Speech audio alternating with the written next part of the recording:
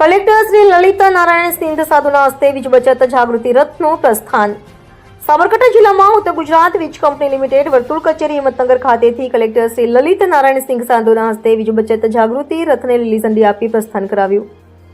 December માસને વીજ બચત માસ તરીકે ઉજવણીના ભાગરૂપે આ રથ દ્વારા 31 ડિસેમ્બર 2025 સુધી હિંમતનગર, તલોદ તથા મોડાસા તાલુકાના વિવિધ ગામોમાં ફરીને જનતાને વીજ બચતનું મહત્વ, સોલાર રૂફટોપની યોજનાના લાભો, વીજ સલામતી અંગે જરૂરી તકેદારી સાથે વિવિધ માહિતી અને માર્ગદર્શન અપાશે.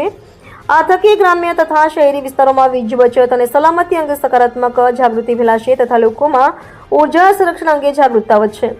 આ કાર્યક્રમમાં અધિક્ષક ઇજનેર શ્રી વીએસ કટારા, કાર્યપાલક ઇજનેર શ્રી આરડી વરસાદ, હિંમતનગર વર્તુળ કચેરીના અન્ય અધિકારીશ્રીઓ અને કર્મચારીશ્રીઓ ઉપસ્થિત રહ્યા હતા.